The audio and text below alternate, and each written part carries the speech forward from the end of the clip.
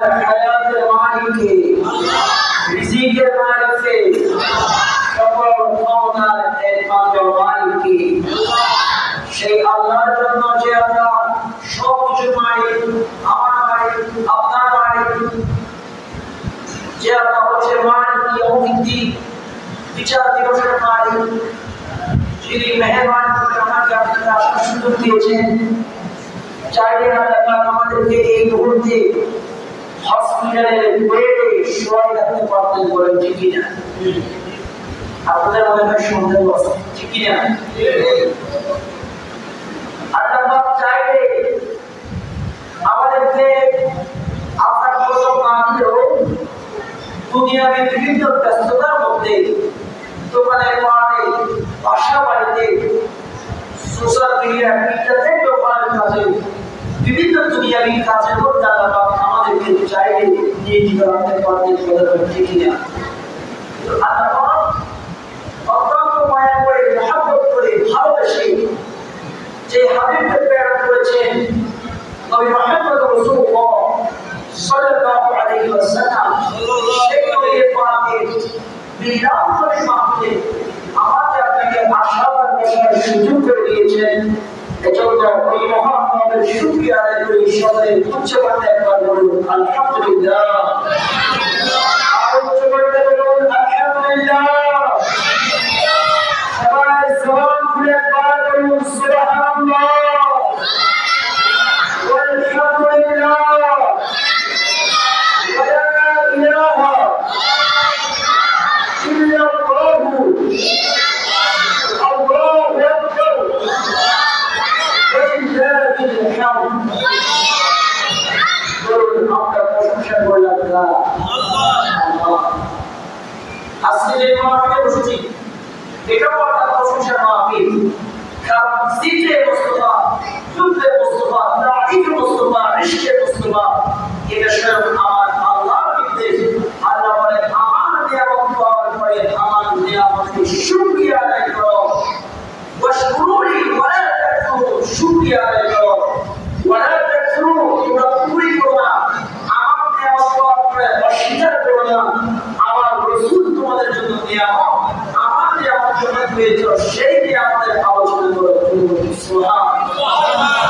আমরা যে মিলাদুন মাহফিলে বসেছি এই নির্দেশ স্বয়ং আল্লাহ পাক আমাদেরকে দিয়েছেন। সুবহানাল্লাহ।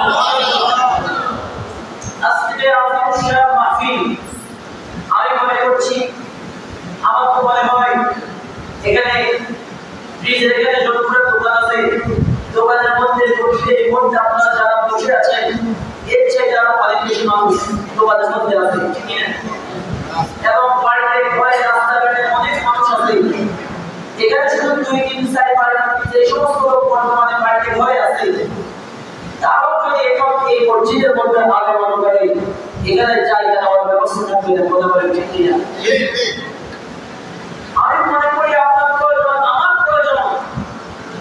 কারণ কালকে আপনি চাইলে এখানে আপনি বসতে পারবেন না, এই মাহফিল আপনি আগামীকালকে চাইলে সাধারণ সম্ভব হবে না। বছরে একবার এই নিয়ামত আল্লাহ আমাকে আপনাকে দিয়েছে। আফসোস করতে পারবে এই মুহূর্তে চলে, এই মুহূর্তে প্রভাব হবে খেয়াল করতে হবে। আপনারা এখানে যে ফাইট ডায়ালিসিস আজকে কিন্তু আমার মায়ের খাবার কিছুই হয়নি, একটা কাজ এখানে খাওয়া হচ্ছে। আমি কথা বলতে যথেষ্ট করে প্রশ্ন করছি, আমরা বিভিন্ন প্রোগ্রামে আলোচনা করে আলাদা একটা করতে বলা আসলে খাবার খাবে এটা মসজিদটা হওয়া মসজিদটা হওয়া এটা সমস্যা বেশি হয়েছে। একটা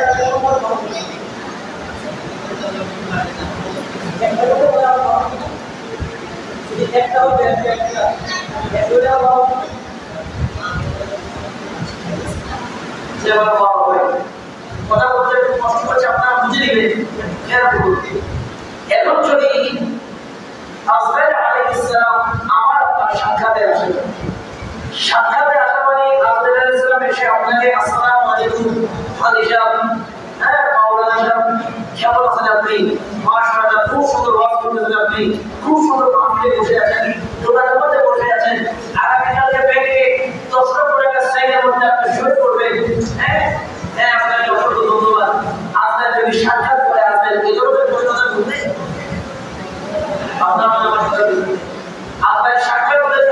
সাথে কোনো ধরনের কথা বলবে আপনার এর সাক্ষাৎ মানে হচ্ছে আল্লাহ পাক বলেছেন কুল্লু নাফসিন যায়িকাতুল মাউত আপনার এর সাক্ষাৎ মানে আপনার দুনিয়ার সফর শেষ আখিরাতের যাত্রা শুরু আখিরাতের যাত্রা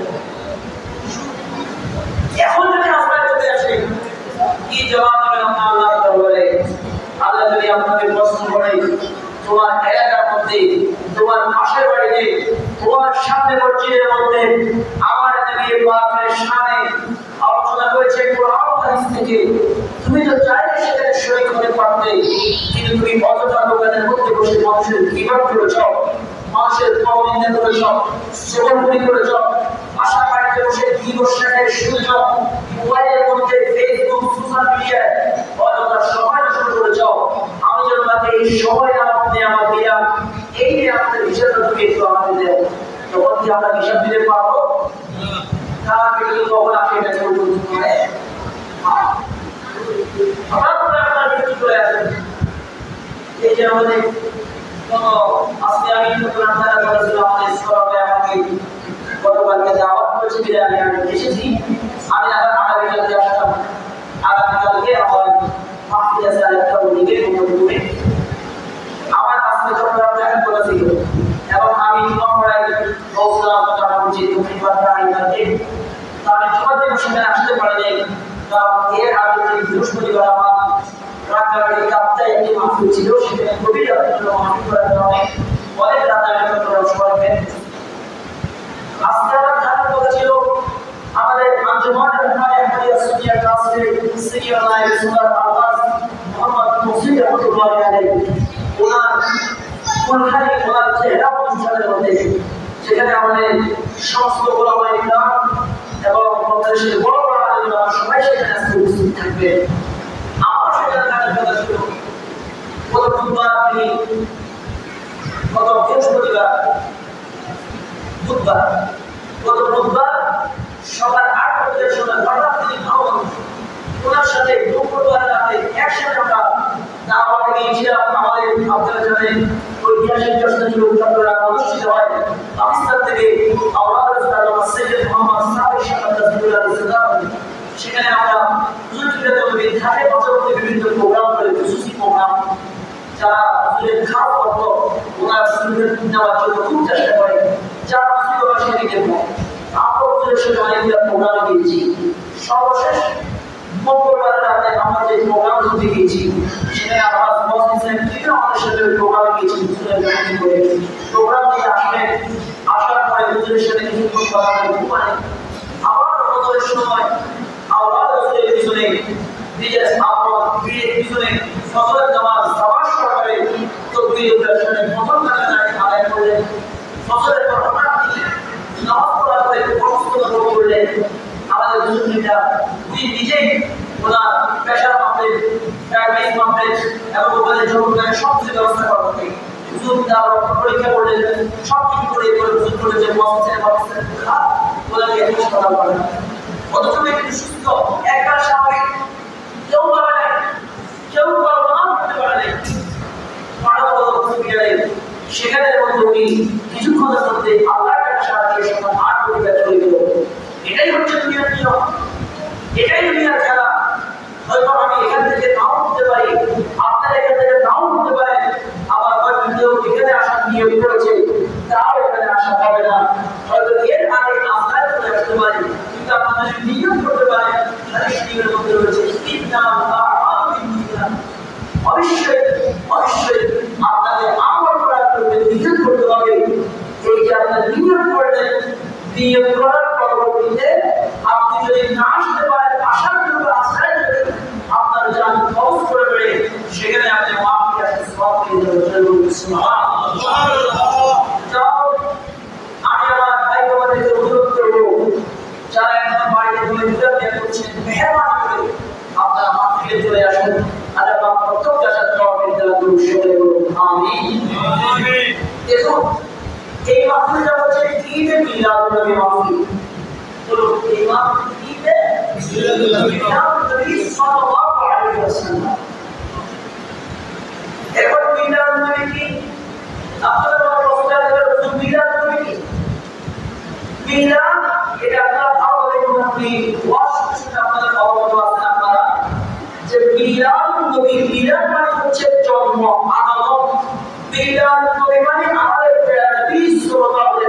এই নিয়ামতের সুবহান সুবহানাল্লাহ এই যে নিয়ামত এত আসে শুধু নিয়ামতের জন্য তবে আমার হয়েছে সত্য কিন্তু কি এসব আপনি পেয়ে যাবেন এরকম অনেকের মনে অনেক সময় প্রশ্ন জানি না এটা জানতে পারে সবাই ঈদ করতে যাচ্ছেন এখন বাবা ঈদ কি ঈদ কাকে বলে আপনাদের সেটা বুঝতে হবে ঠিক কিনা ঠিক কারণ আপনি যদি মনে করেন কোরবানির ঈদে নামাজ পড়তে যায় রমজানের ঈদে ঈদের ফিতরে নামাজ পড়তে যায় তাহলে আমরা যে ঈদের বিধান তৈরি করি এটা নামাজ পড়া এর মনে প্রশ্ন হয়ে পড়ে কারণ ঈদুল ফিতর ভালোভাবে খেয়াল করেন ঈদুল ফিতর ঈদুল আযহা এটি হচ্ছে আমাদের ঈদ এখানে নামাজ রয়েছে ঈদে মিলাদুন নবী এটা হচ্ছে ঈমানের ঈদ আলা ঈমানা লিল্লাহ মুহাম্মাদুর এই জন্য এই ঈদের কোনো নাম নেই এটা শুধু মুহাম্মাদের বই করার জন্য সুবহানাল্লাহ ঈদ কাকে বলে ঈদ শব্দটি আরব থেকে নির্গত এই ঈদ শব্দের ব্যাখ্যা করতে আল্লামা ইবনুল আরাবী রাহমাতুল্লাহি আলাইহি তিনি ঈদ কাকে বলে ঈদের শব্দ দিয়েছেন তিনি বলতেছেন সুমিয়া ঈদু ঈদা ঈদকে এই কারণে ঈদ বলা হয় ঈদকে এই কারণে ঈদ বলা হয় লিআন্নাহু কারণ হচ্ছে ইয়াউদু কুল্লা সালাতিন বিফরহি মুজাদ্দাদিন কারণ এই খুশির দিনটা প্রত্যেক বছর আমাদের মাঝে বারবার করে দ্বিতীয়তম খুশির আওয়াজ দিয়ে আমাদের মাঝে আগমন করে চলে বলুন সুবহানাল্লাহ তবে আমাদের যে দিন যে তারিখ এই তারিখটা যখন আসে তখন আমরা কি খুশি হই না করি খুশি প্রত্যেক বছর এই তারিখ আমাদের মাঝে আসে কি আসে সেই হিসাবে যে খুশির দিন এবং এটি বারবার ফিরে আসে সেই হিসাবে এটি হচ্ছে ঈদ একটু বড় করে বলুন সুবহানাল্লাহ আর আপনারা একবারে ঈদ বিদায় তুমি একবারে বাংলা সুন্দর হচ্ছে তুমি আমাদের খুশি এখন আপনারা বলেন আপনারা সবাই তুমি আমাদের খুশি খুশি আর বলেন তুমি হাত আমার পূর্বে মুসলে বাবা বলেন আর বলছি কারা কারা কাছে তুমি হাত আমার ওয়াজ কিরানা তুমি বাবা নবীর আগমনে আমরা কি খুশি আপনার মনে ইচ্ছা হলে হুজুরকে দিয়ে আপনি বলবেন হুজুর আমি নবীর আগমনে খুশি এই নবীর আগমনে খুশি এই বাংলা শব্দটা এই সব শুধু নবীর আগমনে খুশি এই শব্দটা আরবিতে করতে হবে এই শব্দটা আরবিতে দিলেন এই শব্দ আরবি কি এই শব্দের আরবি হচ্ছে ঈদুল মিলাদ নবী সেটা বলুন সুবহানাল্লাহ নবীর আগমনে আমরা খুশি কেন খুশি কারণ হচ্ছে আমি আজকে যে বিষয়ে আপনাদেরকে ইনশাআল্লাহ আলোচনা শুনবো আল্লাহ রাব্বুল আলামিন আমার নবী সাল্লাল্লাহু আলাইহি ওয়াসাল্লাম শুভ আগমনের ব্যাপারে ওনার শুভ আগমন হয়েছে কিভাবে হয়েছে এটা আল্লাহ নিজেই কোরআনের মধ্যে বর্ণনা দিয়েছেন যে যা বলে সুবহানাল্লাহ আল্লাহ রাব্বুল আলামিন কালামের মধ্যে 11 নম্বর সূরা তাওবার 128 নম্বর আয়াতের মধ্যে বলে আমি জানি না এটাই আপনাদের সামনে দেওয়া হয়েছে আল্লাহ রাব্বুল আলামিন বলেন লাকাদ জাআকুম রাসূলুম মিন আনফুসিকুম আযীজুন আলাইহি মা আনিতুম হারিসুন আলাইকুম বিল মুমিনিনা রাউফুর রাহিম আল্লাহ রাব্বুল আলামিন বলেন লাকাদ জাআকুম রাসূলুম মিন আনফুসিকুম অবশ্যই আমার পক্ষ থেকে তোমাদের পক্ষ হতে তোমাদের কাছে এসেছে প্রেরিত হয়েছে যে আজিজুল আলাইহি মা আনিতুম হারিসুন আলাইকুম বিল মুমিনিনা রাউফুর রাহিম আমার পক্ষ থেকে যেমন একজন রাসূল তোমাদের কাছে প্রেরিত হয়েছে এমন একজন হাবিব তোমাদের কাছে প্রেরিত হয়েছে যিনি তোমরা যদি কষ্ট না যাও তোমরা যদি দুঃখে পড়ে যাও যিনি তোমাদের জন্য দুঃখ করে যিনি তোমাদের দুঃখে দুঃখিত হবে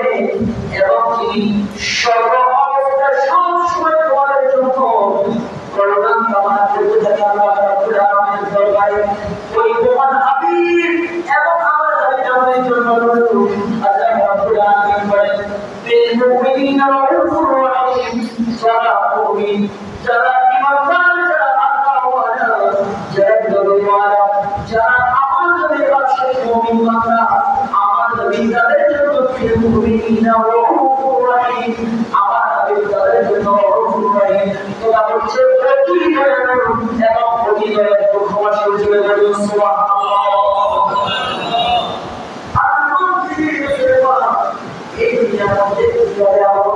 সেটা রয়েছে রসুলের আবহাওয়া সম্পর্কে সম্পর্কে আমাদেরকে শিক্ষা দিচ্ছেন আমাদের আবহাওয়া সম্পর্কে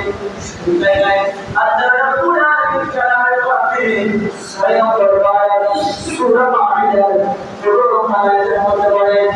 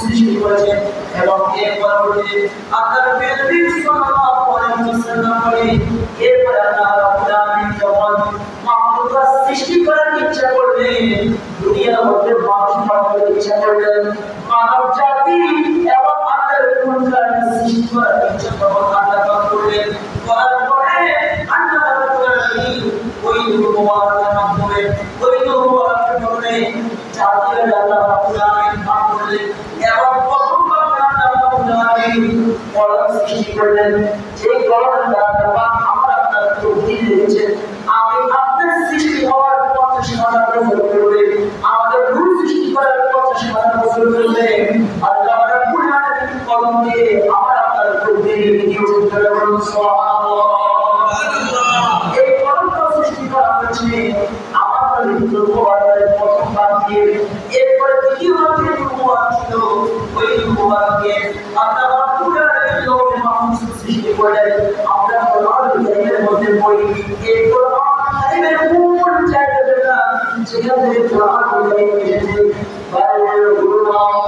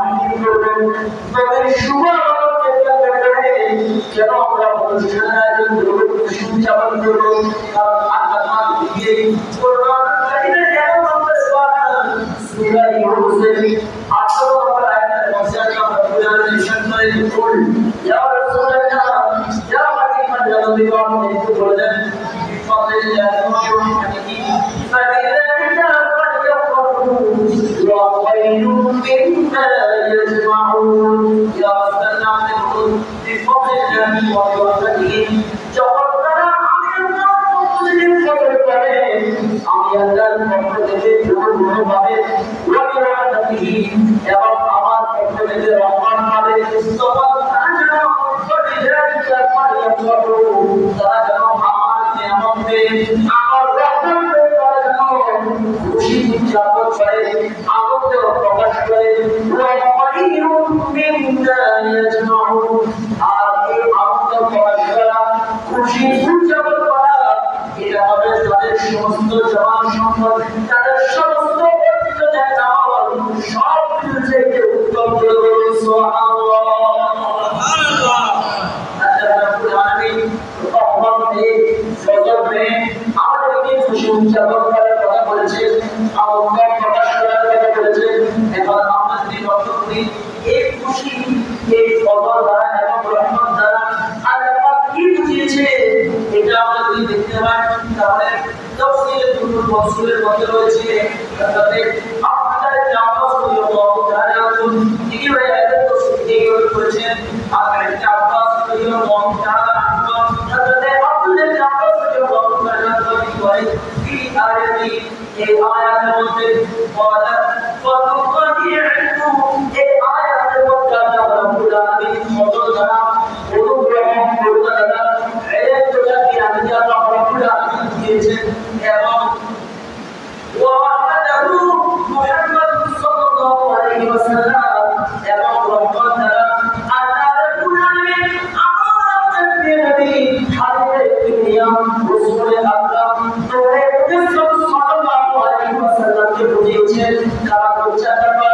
সূরা আম্বিয়ার 7 আয়াতের মধ্যে আল্লাহ নিজেই বলছেন এটা হচ্ছে এটাকে বলা হয় তাফসীরুল কোরআন এক আয়াত দ্বারা অপর আয়াতের তাফসীর করা আল্লাহ পাক বলে আমার ফজল পেয়ে অনুগ্রহ হবে খুশি উদযাপন করো আনন্দ প্রকাশ করো রহমত পেয়ে খুশি উদযাপন করো আনন্দ প্রকাশ করো রহমত কি আল্লাহ পাক সূরা আম্বিয়ার 117 আয়াতের মধ্যে বলছেন ওয়ামা আরসালনাকা ইল্লা রাহমাতাল লিল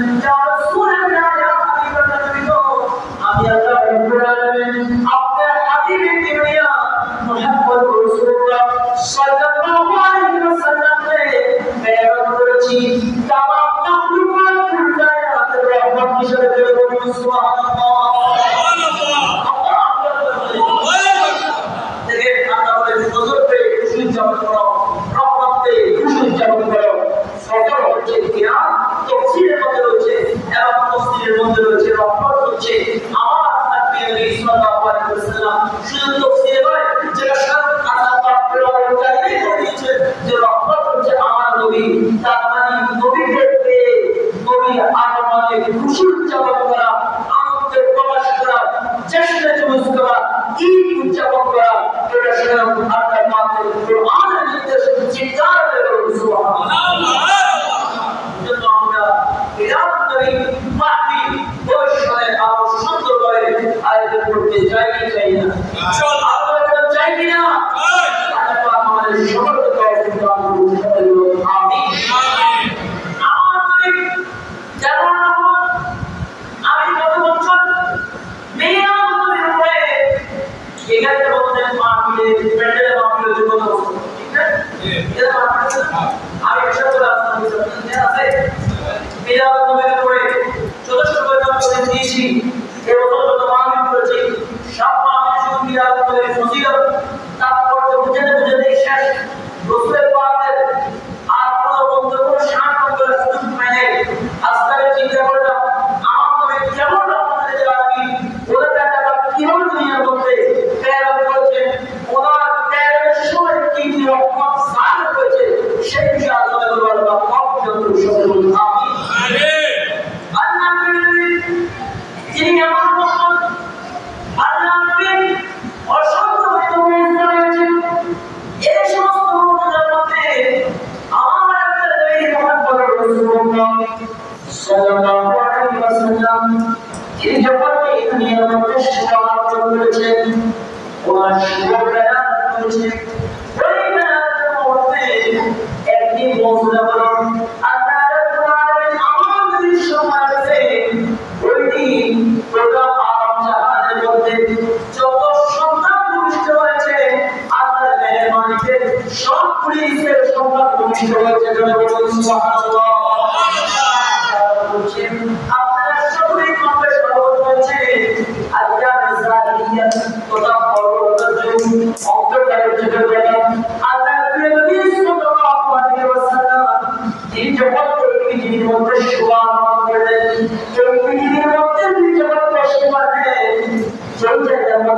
খুশি পাবেন ওই আলাদা জাহানের মধ্যে ওটা আলাদা জাহান করবে ওটা সেহাবিদের মধ্যে লিখিত ছিল যারা সবাই অন্ধকারের মধ্যে নিয়োজিত ছিল এবং যারা এই পরিমাণ মধ্যে ছিল তাদের মধ্যে হবে যদি কোনো কর্মসংস্থান সমাপ্ত করত সঙ্গে সঙ্গে তারা এই কর্মসংস্থানের জীবনকে খবর দিয়ে ফেলতে হবে নাউজুবিল্লাহ।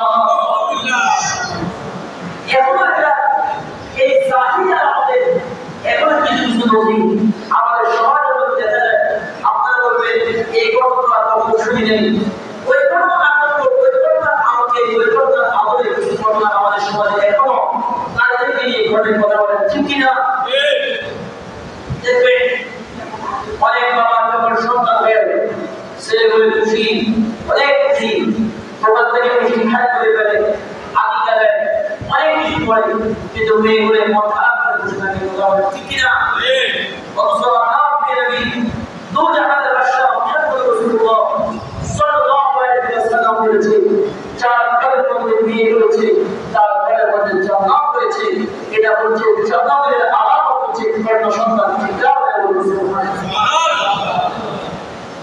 এজন্য এই ঘরে অনেক পারমাণবিক দেখা আর মেহনত কিছু কারণ আছে এর কারণে আমাদের মেহনত কিছু করে অনেক কিছু কারণ আছে আর বাবা আমার বড় বড় আসলে দেখছি না একটু দূরে আসে সবাই মুসলিম বড় সালাম রাসূলুল্লাহ আলাইকুম সালামুন ইয়া হাবিবাল্লাহ আলাইকুম সালামুন ইয়া রাসূলুল্লাহ আলাইকুম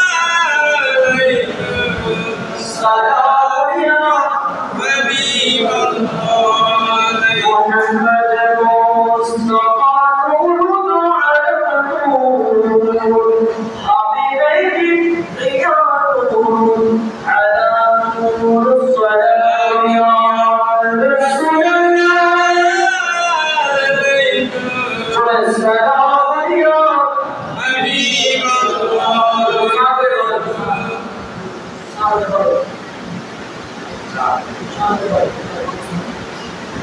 سلام يا رسول الله عليكم السلام يا حبيب الله وسع عظمة تربيتك أولياء سجد بالمصطفى الأنبياء سلام يا رسول الله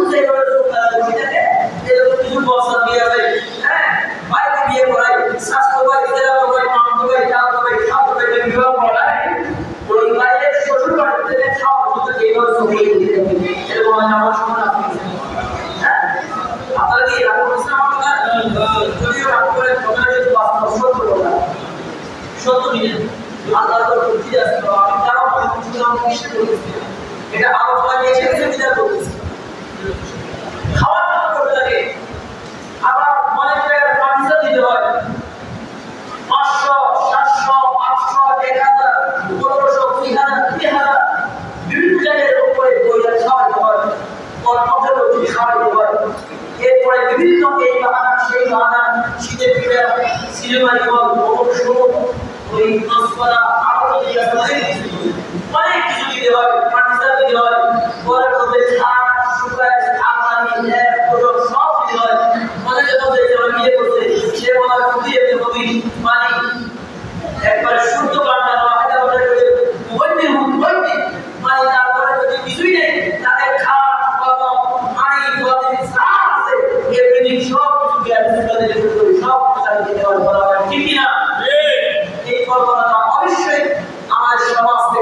করতে হবে। রাসূল এসেছেন বড় বড় কাজ করে এই সমাজের মধ্যে শান্তি শৃঙ্খলা প্রতিষ্ঠা করার জন্য। কথা বলে ঠিক কিনা? কিন্তু আমরা মুসলমান হয়ে যদি এখন এই সমস্ত অপসংস্কৃতি আমরা যদি ধরে রাখি, মনে রাখবেন আল্লাহ দরবারে আপনাকে এটার জন্য জবাবদিহি করতে পারে। কথা বলে ঠিক কিনা? এখন যদি এই অবস্থা হয়, আমরা মুসলমান ইসলামের অবস্থা এটাই অবস্থা।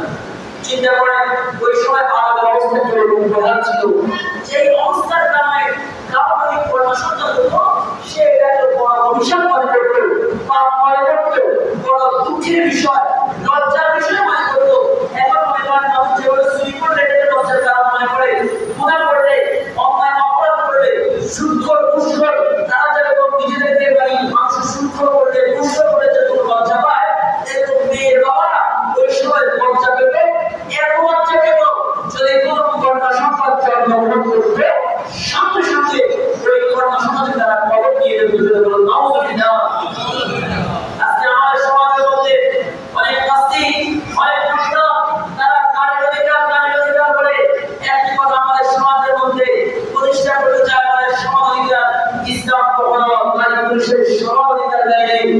ইসলাম নারীদের দিক থেকে ছেলেদেরকে বেশি দায়িত্ব দিয়েছেন এবং সমাজের দিক থেকে মেয়েদেরকে বেশি দায়িত্ব দিয়েছেন বলে বলুন সুবহানাল্লাহ। তো ইসলাম অনুযায়ী শাসন করতে মেয়েরা বেশি হবে, কারণ মেয়েরা যেভাবে তার সম্পদের মালিক হবে, আবার সেভাবে দায়িত্ব আবার স্বামী সম্পদের মালিক হবে, আবার সম্পদের মালিক হবে। কিন্তু ছেলেকে যখন অন্ধকার সম্পদের মালিক হবে, মেয়ে তো যদি দিতে পারছে, এরপরে মেয়েকে সম্পদের কাজ ঘরের মধ্যে ইসলাম বলছে মেয়েকে পর্দা করার জন্য।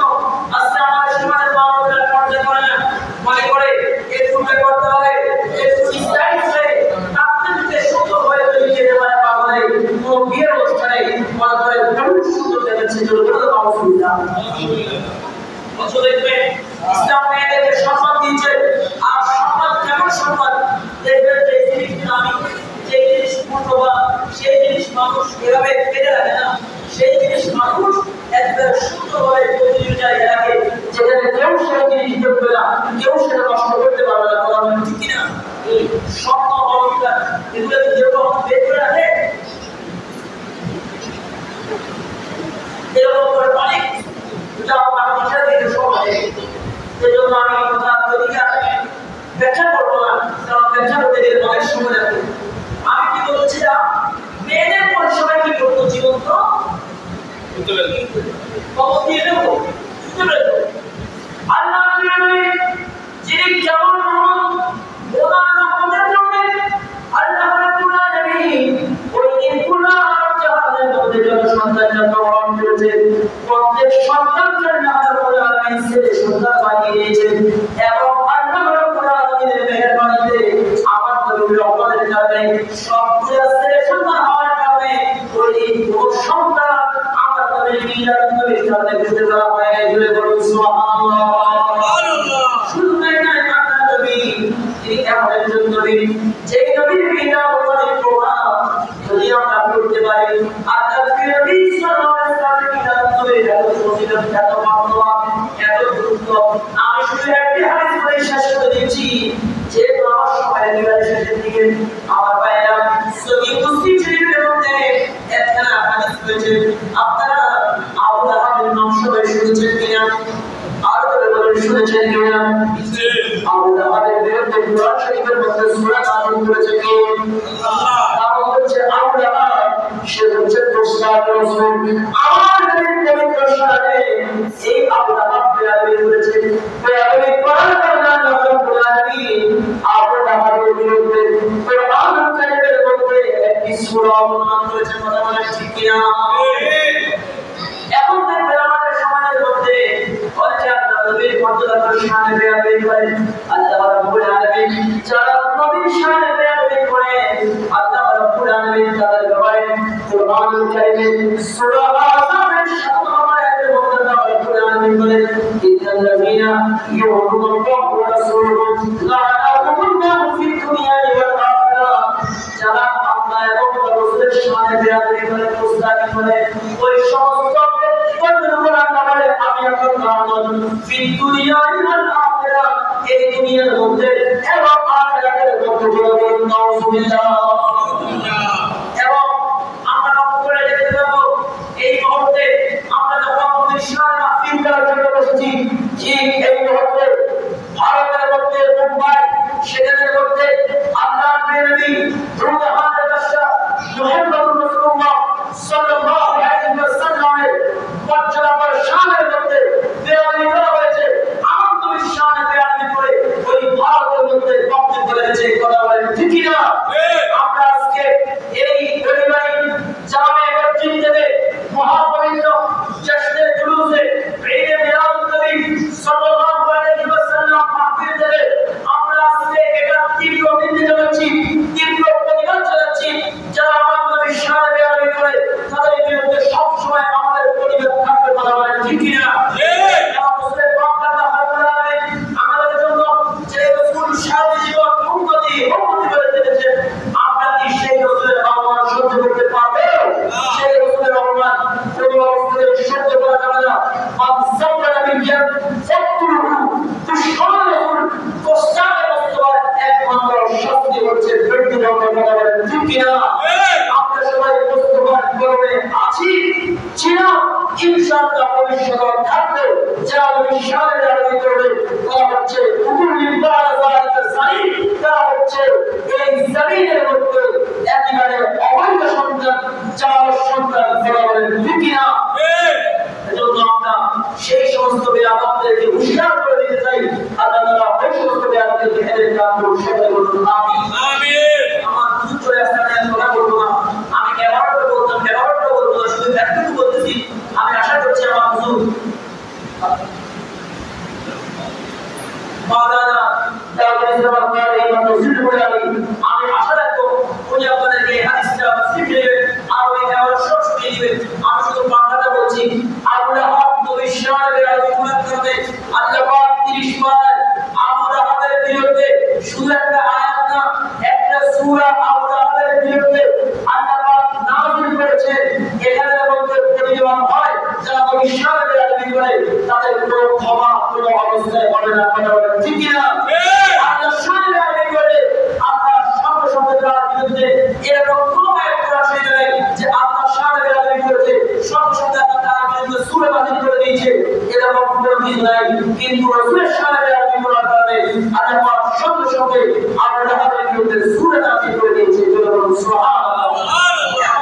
আমি সর্বশেষ যে কথা আপনাদের বুঝাতে যাচ্ছি, সেই আবু লাহাব রাসূল পাক সাল্লাল্লাহু আলাইহি ওয়াসাল্লাম যখন এই দুনিয়ার মধ্যে শুভ আগমন করেছেন, তাহলে নবী মুহাম্মদ আল্লাহর নবী সাল্লাল্লাহু আলাইহি ওয়াসাল্লাম শুভ আগমন করার পরে আবু লাহাবের একজন দাসী ছিল সুয়াইবা। ওই দাসী আবু লাহাবকে শুভ সংবাদ দিয়েছে, আপনার ভাতিজা দুনিয়ার মধ্যে খুশি হয়েছে।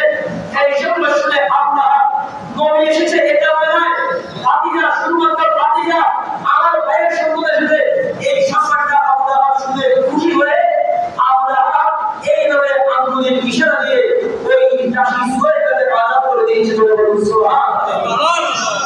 এই আযাব করার কারণে হাদিসে পাকে বলা হয়েছে, তাহলে আব্দুল্লাহ ইবনে আব্বাস রাদিয়াল্লাহু তাআলা বলেন, আমি আবু লাহাব বাজার করে একদিন রয় কুফি বানানি, আমি আবু লাহাবকে শুনতে দিলাম। সকলে যারা জিজ্ঞাসা করলাম, আবু লাহাব তোমার এই অবস্থা কেন, তোমার এই অবস্থা তুমি করো? তখন আবু লাহাব বলল, তোমাদের কাছ থেকে আসার পর থেকে এই পর্যন্ত আমি কোনো শান্তি পাইনি, শুধু শাস্তি আর শাস্তি, আযাব আর গজব আমাদের দাস করে দিয়েছে। কিন্তু যেই দিন মাত্র আমার দাসী সুয়াইবা আমাকে এসে আমার ভাতিজা মুহাম্মদ হয়েছে সেই শুভ সংবাদ দিয়েছে, সংবাদ দিয়ে আমি যখন আমার দাসীকে সেই খুশিতে আযাব করে দিয়েছি, এজন্য প্রত্যেক সময় আমার আযাবকে হালকা করে দেওয়া হয় এবং আমি জাহান্নামে হওয়ার পরও এইভাবে আঙ্গুলের ইশারা দিয়ে যেমন আমার দাসী সুয়াইবাকে আমি আযাব করে দিয়েছি, এজন্য এই আঙ্গুলের মধ্যে জান্নাতি মধুর নহর বইতে থাকে। আমি সেটা বুঝের মধ্যে দিয়ে আমি জান্নাতি স্বর্গীয় সুখ অনুভব করি। আমার পরিবার পুরো এক সপ্তাহ আমি যখন আযাব গজব পেয়ে থাকি, একেবারে মুহূর্তের মধ্যে আমি সমস্ত কিছু ভুলে যাই। যে কারণে বলতে সুবহানাল্লাহ। আবু লাহাব যদি জিও জাহান্নামী দুশমন রাসূল ভাতিজা হয়েছে যে নবী নয়, ভাতিজা এটা জানে সেই খুশিতে দাসীকে আযাব করে দেওয়ার কারণে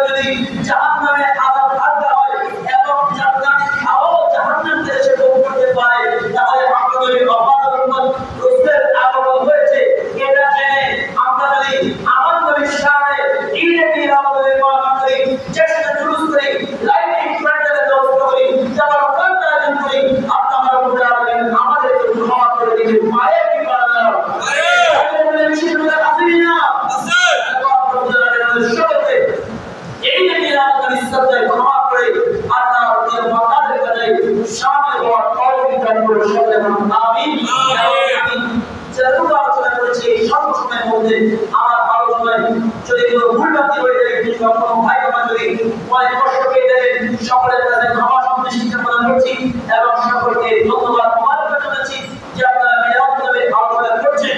ইনশাআল্লাহ মিলাদ নবী একক নয়, এটা সব আমি গত বছর এখানে আলোচনা করেছিলাম, এটা আমি মিলাদ করি আল্লাহ নিজে মিলাদ নবীর আলোচনা সর্বপ্রথম শুরু করেছেন। সেই মিলাদ নবীর আলোচনা রাসূলের পাক নিজে করেছেন, রাসূলের পাক নিজে পালন করেছেন, সাহাবায়ে کرام করেছেন এবং তাবেঈন আইনে মুসলিম সাহাবায়ে জমিয়ে বুজুর্গানে তামাম পরিচিত ইমাম মুসলিম এবং হাদিস ইমাম সাহাবায়ে کرام সকলে এই মিলাদ নবীর পালন করেছেন। আল্লাহর বুজুর্গানি কোরআন মুহাম্মদ রাব্বানি তাওয়াব করে এই মিলাদ নবীর পালন করছে এবং কিয়ামত পর্যন্ত এই মিলাদ নবীর চলবে। চিৎকার করে সুবহানাল্লাহ।